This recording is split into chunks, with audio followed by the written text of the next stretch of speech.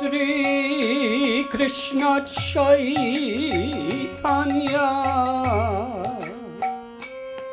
Prabhu Nityananda Sri Advaita Gadadhar Sri Vasadi Gaur Bhakta Vrinda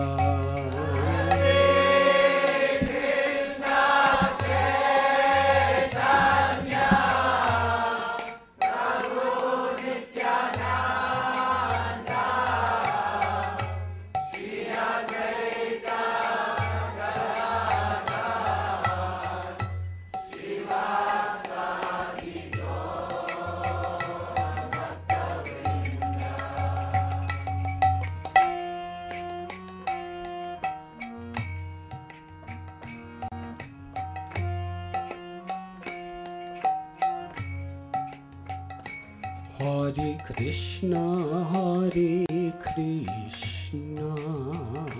Krishna Krishna, Hare Hare, Hare Rama, Rama Rama, Hare Hare.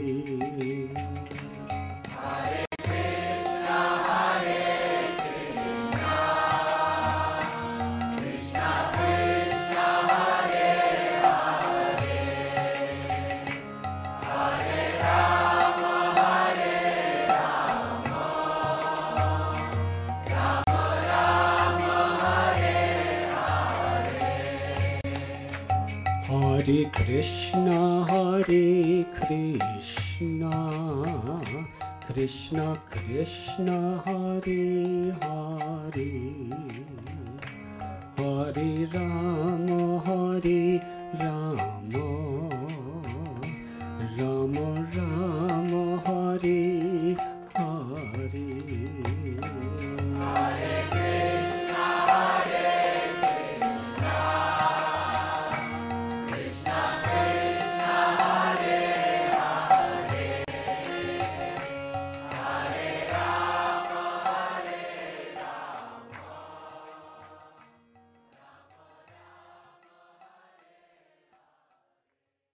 We will begin this story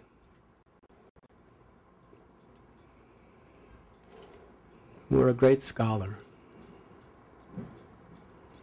who had traveled throughout the whole country and challenged people to scholarly debates based on scripture, logic,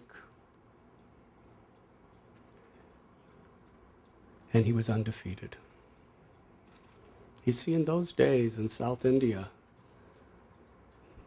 the most popular of all sports, believe it or not, was not cricket, like it is today in India, or baseball, or football, or basketball, or soccer. The most popular of all sports was scholarly debates. You can imagine what kind of culture that was. And this person was Digvijay. That means everywhere he went, he was conquering all opposition. But as great as he was, even greater was his ahankar, or his ego. He earned so much wealth and so much fame that he would go from place to place on a decorated palanquin, being carried by so many people. And he would have processions with elephants and horses and dancing people and marching bands and Brahmins chanting verses. And they would all be proclaiming, the Digvijay Pandit, the greatest scholar on earth, has come, and he wants to challenge anyone. So most people would run away when he'd come, because they'd be exposed. And he was not inclined toward respecting anyone. His inclination was conquering everyone. So he came to Sri Rangam, which today, how many of you have been to Sri Rangam? Please raise your hand. It is the largest temple in all of India. It's really beautiful. It's very ancient.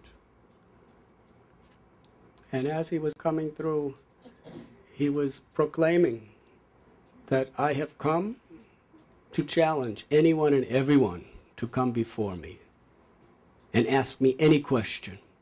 There is no question in the entire creation that I cannot answer. Ask me any question. And a little boy, 5 years old, his name was Parasara, he ran up to the scholar and said, I have a question for you. The scholar was a very elderly man. He said, who are you, a child? Away from me. He said, no, I have a question for you. I challenge you to a debate. He looked at him in disdain. All right, child, what is your question? The little boy reached down and filled his palm with sand. And he said, oh, great knower of everything, who can answer any question, please tell me how many grains of sand are in my hand.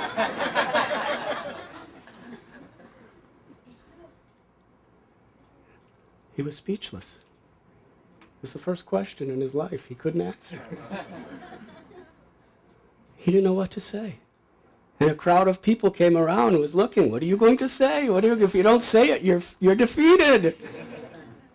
And as he was quiet, the little boy continued. He said, a great personality is like a tree that has many fruits. A tree that is laden with such fruits always bends low by the weight of those fruits. But a tree without fruits is standing very straight. Similarly, a person who has good character, on the basis of the fruits of their qualities, they are very humble to respect others.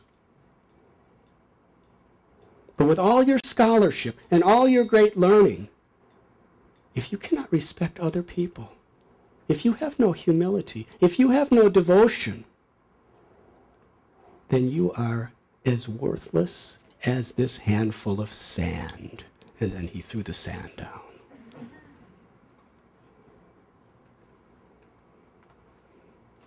When wisdom is spoken by a small child, it has a very special effect. Because they're not supposed to do that. It pierced that man's heart so deeply that he came off his palanquin and bowed at the feet of that little boy and said, I'm going to give up all of my ego. I want to become your disciple and serve you.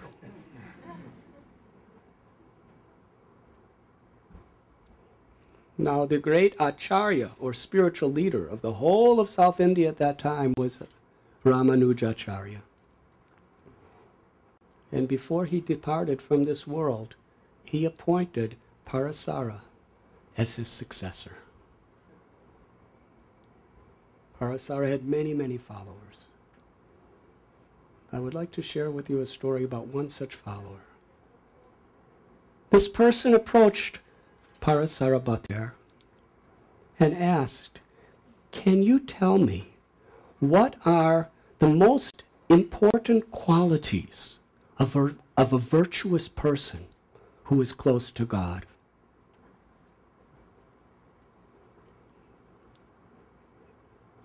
Parasara said, that is a very deep question, which is foundational to all one's spiritual advancement, to live by good character. He said, but I'm not qualified to answer that question because I don't have such character.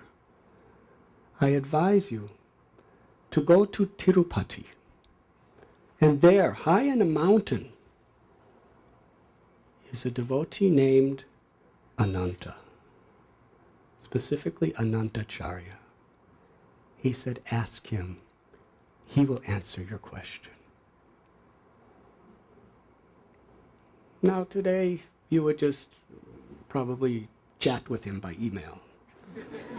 Or look up his Facebook or something like that. But in those days, there wasn't things like that. If you wanted to talk to someone, you had to go there. And there were no planes or trains or buses or cars. You had to walk.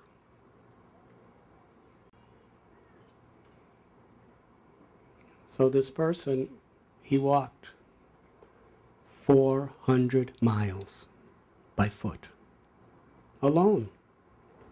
And it wasn't just a walk. In those days, it was almost all dense jungle.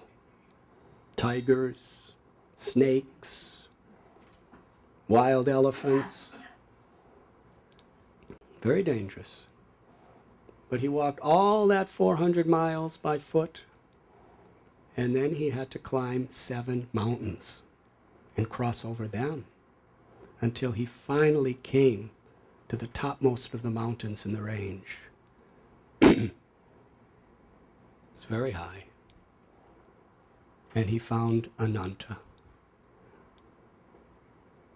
And with folded palms he said, I have come all the way from Sri Rangam because my Gurudev, Parasara, has asked me to present question to you. Just one question. And Ananta said, well, please first take prasad, take lunch, and then let me give you a room where you can stay and take your bath. And after all of that, he came back and asked, he said, can I ask you the question? I said, what is the question? He said, what are the most essential qualities of one who wants to become close to God? He said, let me think about it and I'll answer you later. In the meanwhile, you can do nice service, seva. So he began to do gardening and washing pots and helping with cooking and doing all very menial services for a week, 2 weeks, a month, 2 months. Ananta did not speak a word to him. He kept just serving and waiting patiently. Maybe in his heart he was impatient, but he just kept doing his service to God and service to other living beings, service to other people. He was just serving. 6 months passed, and still Ananta did not speak a word to him. One day, there was a big festival.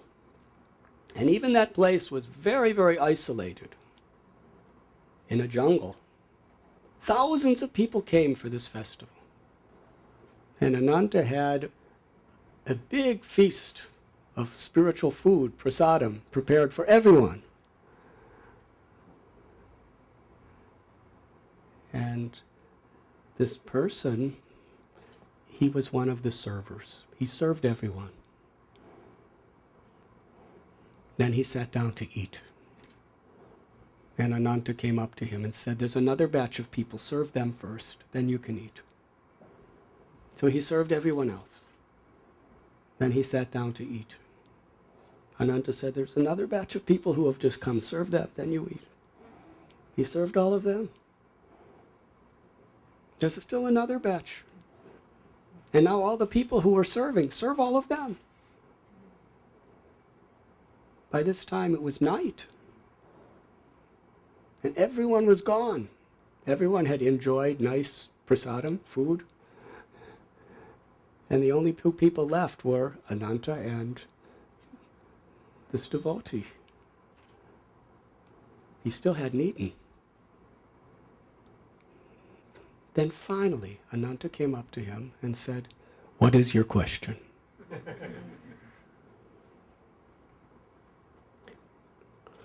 He said, my question to you was 6 months ago. What are the essential qualities of one who is close to God and one who hopes to be close? Ananta looked at him very gravely. He said, one who is close to God, a virtuous man or woman, is like salt, is like a chicken, is like a crane, and is like you. That's all I have to say. And he walked away.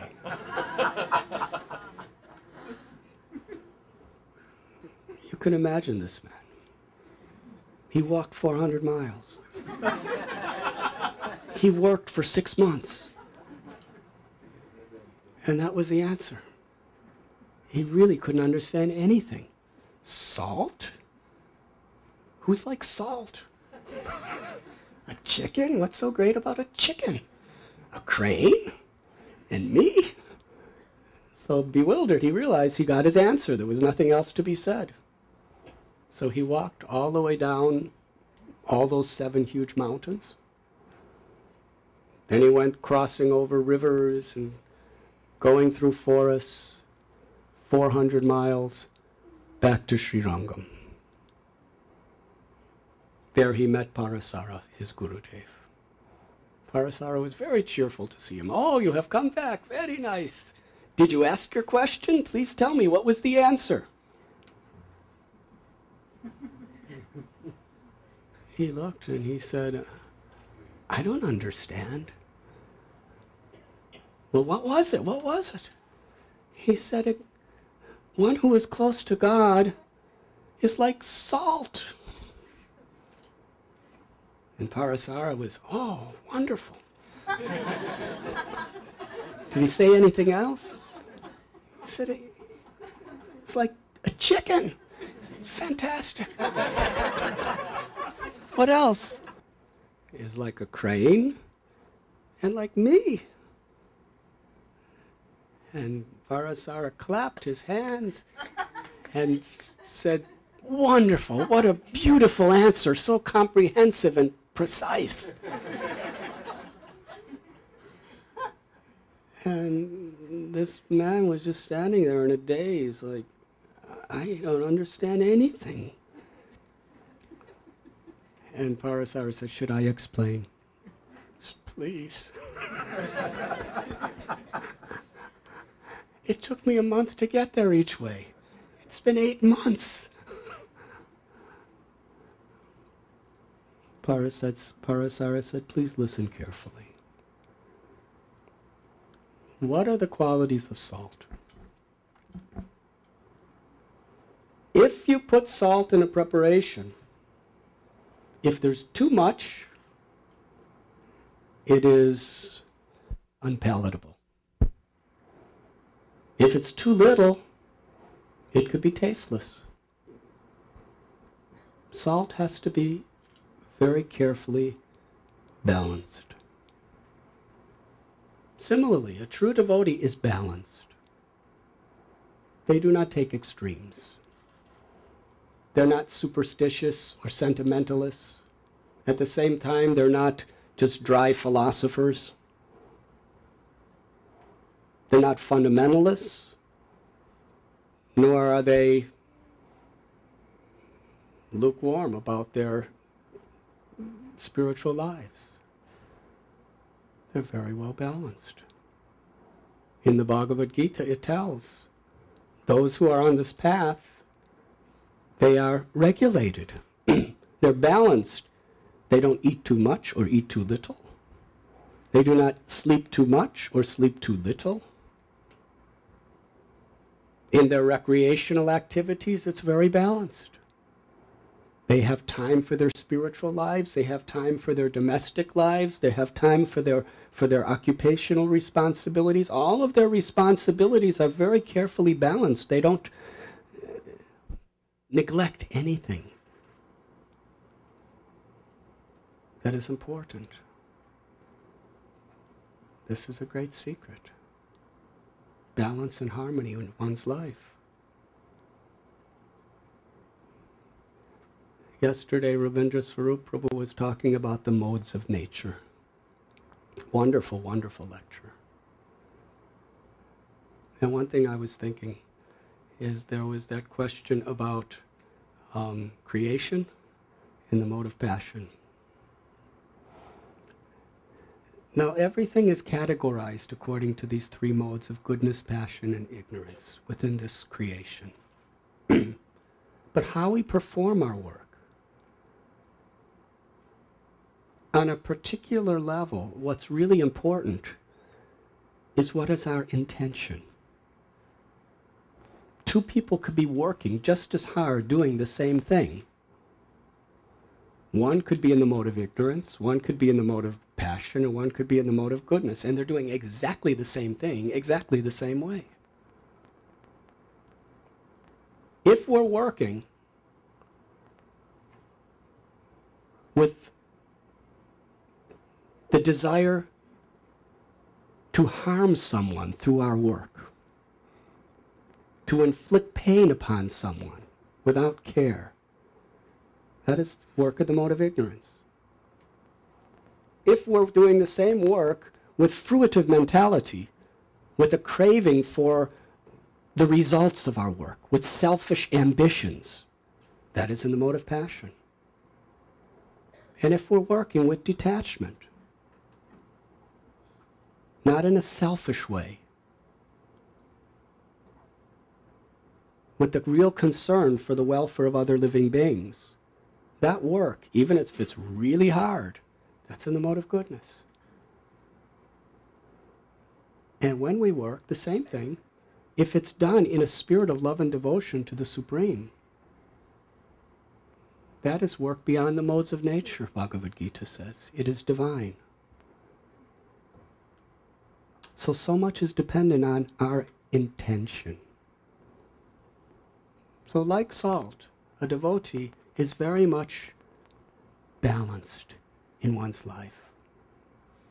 Another quality of salt is it does so much for a particular food preparation, but always remains in the background. Just like tonight, because I'm saying this, you might become more aware for the first time in your life.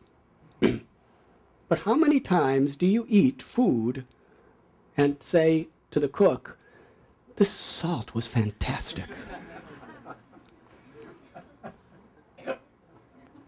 You ever heard that? Yogi Purush? Prema Devi, you've been around a long time. Have you ever heard? Such wonderful salt in this vegetable preparation. Oh, people will say nice vegetables, nice fruits, wonderful grains, wonderful spices, the way it's cooked is so good. But spice is giving it so much flavor, so much substance, so much of the experience. But it gives credit to everything else. So similarly, a devotee is willing to do everything good for the welfare of others, but never wants to take credit for him or herself. Rather wants to give credit to others, gives credit to God, gives credit to all those who have helped her or him, gives credit to others. In other words, the quality of one close to God is humility, like the salt. Another thing about salt is it loses its identity at a preparation. It just melts right into it. Yes? So similarly, devotee's heart merges in complete absorption, with loving intentions in whatever she or he does.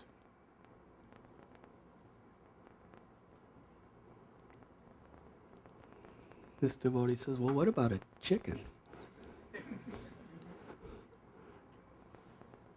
How many of you have ever been compared to a chicken? Would you consider that a compliment? Someone said, you're a chicken. Well, in devotee circles, that's one of the greatest honors. If you understand the qualities of a chicken that's being explained here. Parasara said the nature of a chicken is... Should I continue? Thank you. If a chicken goes to a waste bin, there is so much garbage all over the place. And the chicken will very, very carefully inspect everything and look for a nourishing seed. And will find that seed and eat it. And then scramble through the garbage and look for another seed and eat it. He's looking for the essence, even in a filthy place. So a devotee of the Lord is, in Sanskrit, Saragrahi. Sara means the essence. And Grahi means one who is seeking the essence. In every situation of life, we should be seeking the essence. And what is that essence? Everyone has good qualities, and everyone has bad qualities.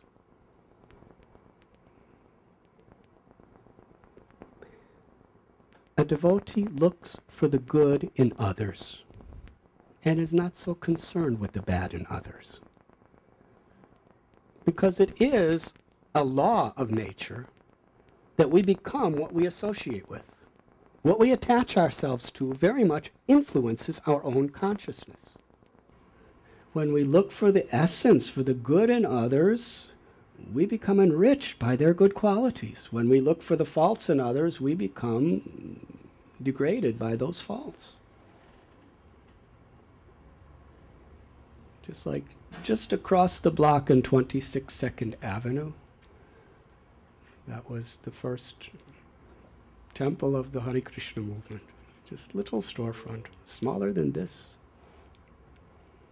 And Srila Prabhupada was there. He came all the way from Vrindavan with this wonderful message. And the people that were coming to him, by spiritual standards, they really had a lot of faults. But he was always looking for the essence. If they even had one particle of inclination for spiritual life, he would just see that spark. Even if it was surrounded by massive darkness, he would see that spark, focus on it, encourage it, appreciate it, and fan it. And make it bigger and bigger and bigger. If parents are always criticizing their children, or if a husband's always criticizing a wife, or a wife always criticizing a husband, what you do by doing that is you really bring out the bad in them. You may have to point it out sometimes for their welfare.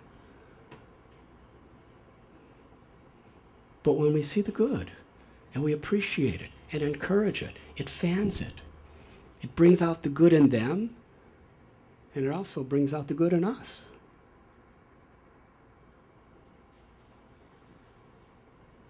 So like a chicken, we should be interested in seeking the good in others. And similarly, situations that come upon us, whether it is success or failure, happiness or distress, honor or dishonor, pleasure or pain, health or disease, whatever it may be, we should be looking for the essence. The essence is the opportunity to grow in that situation. This is the symptom of a great person, is always looking for that opportunity to make a deeper connection to God and to grow. materially, emotionally, and spiritually, in whatever situation that comes upon us, however inconceivable. The world is a mirror of our own consciousness. Like that example, if you have a glass, you can either rejoice that it's half full, or you can lament that it's half empty. It's a matter of our perception. So in whatever situation, where is the opportunity? It may be a visible or hidden opportunity, but I'm going to look for that opportunity to spiritually grow. And even in the most difficult circumstances, we can do that.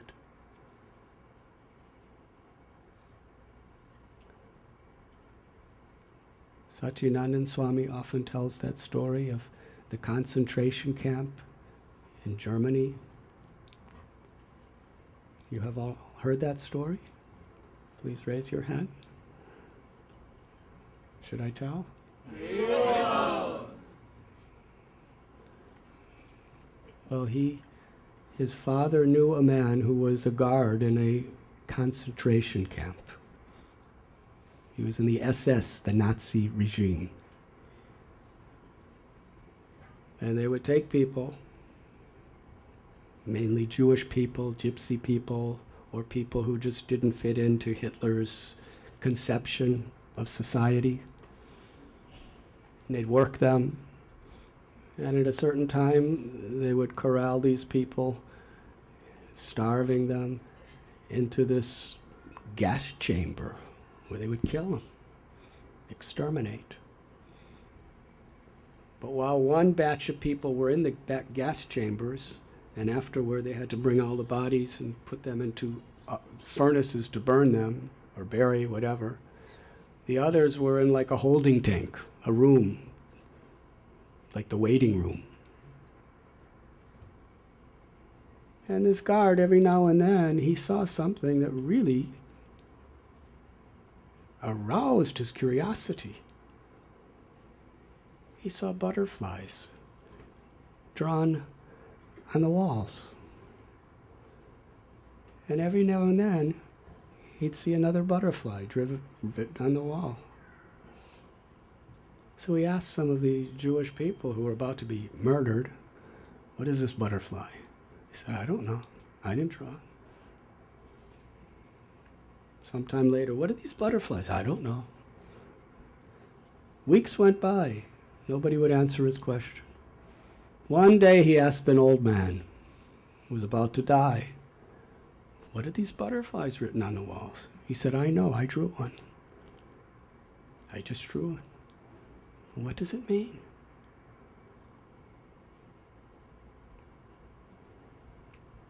He said, "A worm is living in the dirt, caterpillar, living in the dirt. Any moment somebody could step on it. Any moment a bird can come and eat it, an animal can eat it. Very, very difficult life. And then after living in the dirt, it's put in a cocoon, which is like a prison.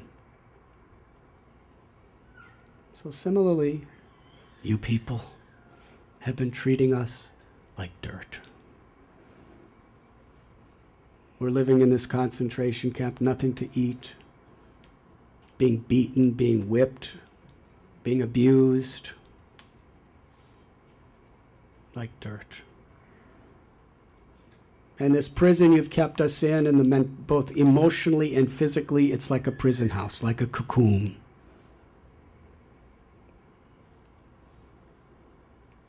But through the process, the caterpillar becomes a butterfly, a beautiful butterfly, to fly from flower to flower freely and drink nectar. Drink nectar. So similarly, when you put us in that gas chamber, because I have faith in God, because I am surrendering to the Lord, I know for sure that this cocoon, by your arrangement, you are going to free me. And I am going to fly free in a liberated state like a butterfly and drink the nectar of God's love. But as for all of you, you will have to suffer for all the atrocities you are inflicting on others. That is a very extreme, graphic example of someone who is seeing a positive opportunity in the most negative situation. Sometimes things are beyond your control, but still, you can grow if you want. That's your free will. To grow in wisdom, to grow in experience, and to grow in devotion. That guard, when he heard that, became so emotional because he was trained through propaganda and brainwashing to think that these people were subhumans. They were less than animals. They were despicable, and they had to be cleansed from the earth for the welfare of humanity. But when he heard this wisdom, he realized this man, these people, they are very deep. They're very wise. They're very spiritual. I thought they were the animals. We are the animals. That man had a transformation, and he deeply regretted what he was doing.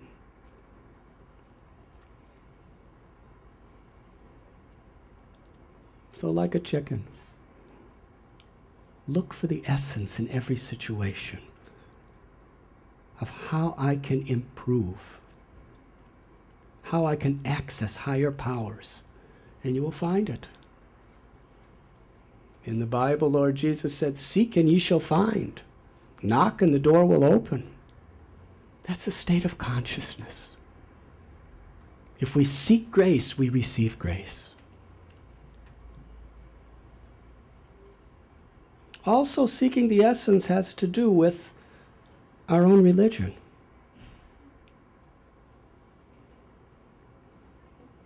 In the name of God, in today's world, and historically, it's always been like this. Hatred, bigotry, exploitation, violence, even war in the name of God and religion. Terrorism. Destroying the lives of innocent people in the name of God. Why? And on a more moderate level, even just common people.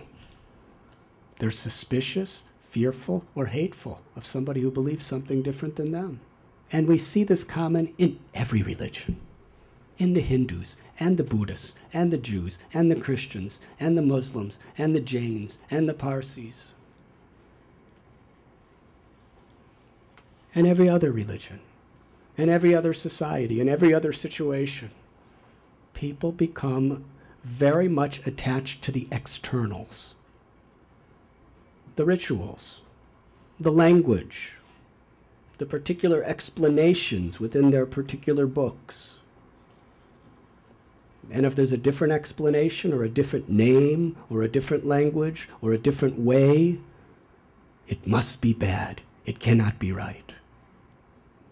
My teacher told me 5 + 5 = 10. And you say that 8 + 2 = 10? You are misleading people. You are demoniac. You must be destroyed. It's as simple as that. Paritranaya sadhunam vinashaya chaduskritam dharma samstapanardhaya sambhavami juge juge. Krishna tells in Gita, I descend again and again to give people the opportunity to know me, to love me, to establish true principles of religion.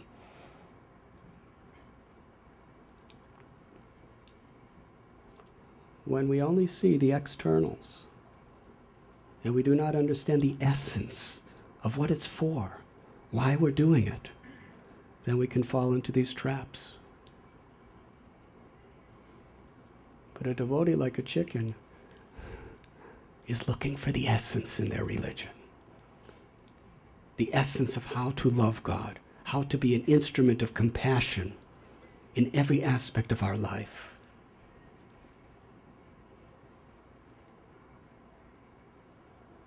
Where we are harmed, we look for the essence of how can I forgive. Where there's temptation, we look for the essence of taking shelter of a higher principle to overcome that temptation.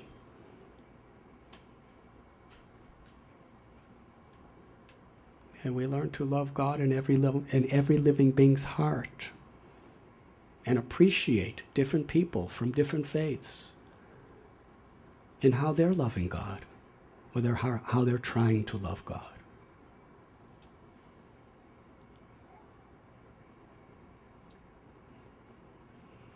The man asked Parasara, "What about a crane?" He said, "Oh, a crane? Just look at that crane. He's standing on one leg, and he's just looking down into the stream or into the lake. And all the little fish that pass, he just patiently lets them pass. Absorbed, concentrated in his focus. And as soon as a big fish comes,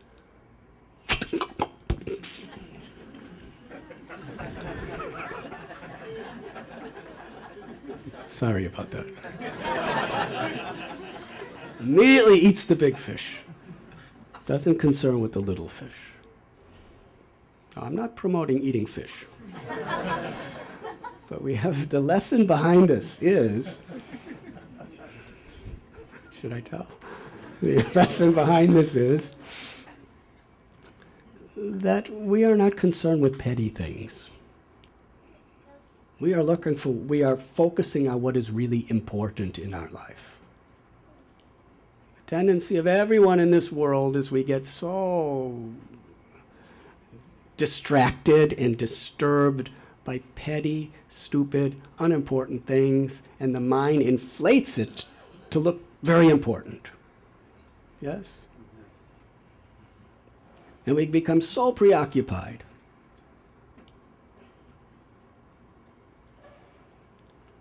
I remember when I was 29 years old, I was told I was going to die in 6 months by a doctor. How many of you people have been told you're going to die within 6 months? When you get that message, suddenly things that once seemed very important don't seem important at all anymore. You really focus on what is important. Somehow or other, I'm still here. I drank water and ate raw foods for a while, and I got better. But that's a different story. Like the crane, we should be looking for the we should be seeking what's really important. When there's a great personality who can inspire us in our devotion, we should be very eager to find that person and to grow. And to really put our focus on what is big and important in our lives. Atato Brahma Jigyasa. The rare, special blessing of human life is we have the chance to know God, to love God, and to awaken the unlimited, ecstatic nature of the soul, which is beyond time. Nitya Siddha Krishna Prema Sajjaka Bunoi Sravanadi Sudichiti Koriye Udoi. Love of God is within the heart of every living being. It simply has to be awakened. Jeev Jago, Jeev Jago. Gora Chandra Bole. The Lord comes to this world, sends his representatives to teach us this lesson. Wake up, wake up. You are sleeping in the lap of illusion. Take the name of the Lord, wake up and understand who you really are, and taste the nectar that is within your own heart. That is what is all important. And we should orchestrate our life in such a way that we're pursuing the essence.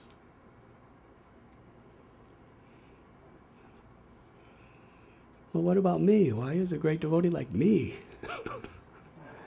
And Parasara said, oh, he is like you, or she is like you. Because you were so eager to get spiritual knowledge, to improve yourself, that you walked through jungles for 400 miles. And then you climbed mountain ranges. Then you patiently did service, serving others, serving God for 6 months, waiting for the answer. So similarly, if we want to know God, we have to have enthusiasm, but we also have to be patient, like you. And you fed everyone else before eating yourself. You had a selfless spirit of service with enthusiasm and patience. Because it is a test. Sometimes we want things to go the way we expect them to go. And if everything went the way you expected them to go, you wouldn't make much progress. When they don't go the way you want them to go, but you're still pursuing with enthusiasm, and you have patience. That is the path of accessing divine grace. We may be chanting the holy names. We may be meditating. And we may be wondering, why my mind still disturbed? Why my mind still wanders here and there? Have any of you ever had that experience? Sometimes? All the time?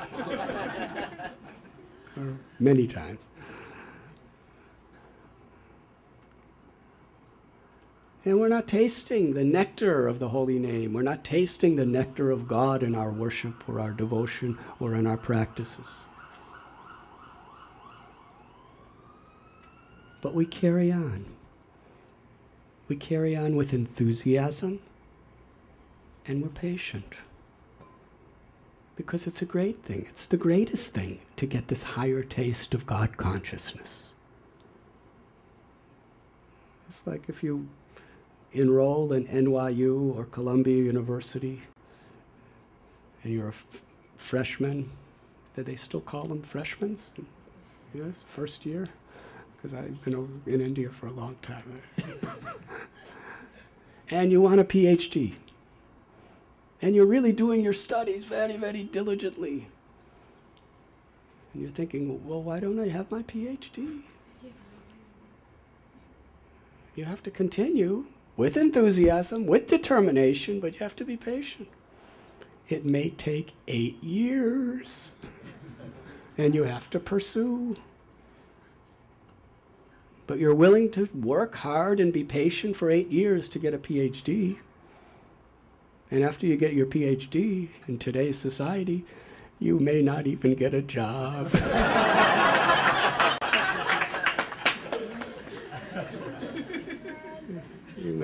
You may be going door to door with leaflets for the local restaurant or something, or pumping gas at a gas station.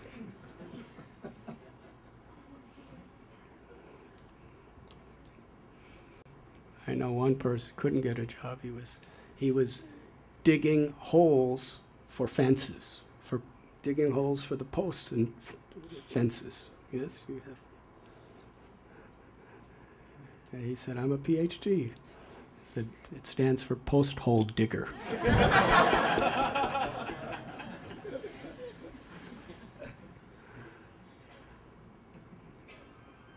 But Prabhupada is a Paramhamsa, so anyone who is serving him is PhD, Paramhamsa Das.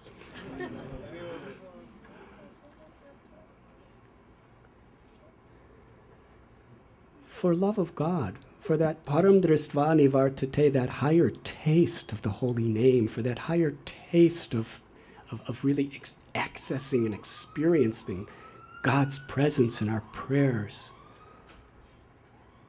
That's the highest achievement.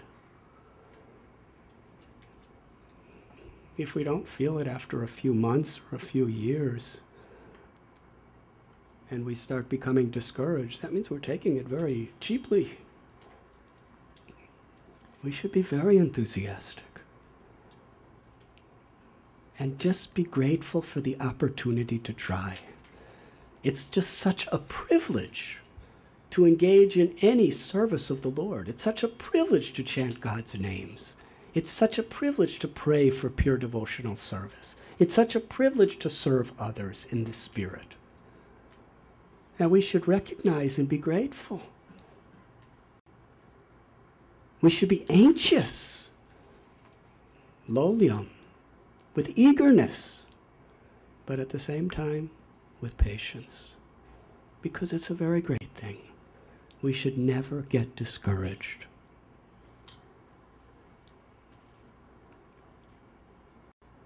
So this was the example of yourself. And then Parasara told this man, he said, actually, Ananta could have told you all of these explanations himself. But he's so kind to me that he wanted me to meditate and contemplate and explain all these things to you so that I could become purified by explaining it. That is his kindness to me. Now do you understand?